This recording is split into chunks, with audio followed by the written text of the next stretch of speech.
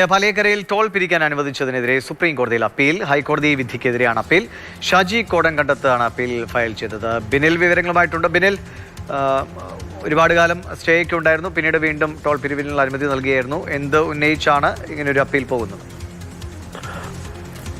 ദേശീയപാതയുടെ പ്രധാനപ്പെട്ട ഭാഗങ്ങൾ, അതായത് ടോൾ പിരിക്കുന്ന പ്രധാനപ്പെട്ട ഭാഗങ്ങൾ ഇപ്പോഴും ഗതാഗത യോഗ്യമല്ല എന്നതാണ് ഷാജി കോടൻകണ്ടത്ത് ചൂണ്ടിക്കാണിക്കുന്നത്. റോഡ് മോശാവസ്ഥയിലായാൽ ടോൾ പിരിക്കാൻ കഴിയില്ല എന്ന സുപ്രീം കോടതിയുടെ നേരത്തെയുള്ള ഉത്തരവിൽ തന്നെ വ്യക്തമാക്കുന്നുണ്ട്. അതുകൊണ്ട് ഹൈക്കോടതി ഉത്തരവ് തെറ്റാണ്, ആ ഉത്തരവ് സ്റ്റേ ചെയ്യണം എന്നതാണ് കോൺഗ്രസ് നേതാവ് കൂടിയായ ഷാജി കോടൻകണ്ടത്ത് ഇപ്പോൾ സുപ്രീം കോടതിയിൽ ആവശ്യപ്പെട്ടിരിക്കുന്നത്. അടുത്ത ദിവസം തന്നെ ആ ഹർജി കോടതിയുടെ പരിഗണനയ്ക്ക് വരികയും ചെയ്യും. നേരത്തെ ഷാജി കോടൻകണ്ടത്ത് കോടതിയിൽ മറ്റൊരു ഹർജി നൽകിയിരുന്നു. അതായത് ടോൾ ഇപ്പോൾ പിരിക്കുകയാണെങ്കിൽ തന്നെ 50% കുറച്ച് മാത്രമേ പിരിക്കാൻ പാടുള്ളൂ എന്നത്. അതായത് ഇടപ്പള്ളി മുതൽ മണ്ണുത്തി വരെയുള്ള ദേശീയപാത 2 സ്ട്രെച്ചായിട്ടാണ് പ്രധാനമായും നിർമ്മിച്ചിരിക്കുന്നത്. അതിൽ ഇടപ്പള്ളി മുതൽ അങ്കമാലി വരെയുള്ള സ്ട്രെച്ചിൽ മാത്രമേ ടോൾ പിരിവ് സാധ്യമാകുകയുള്ളൂ.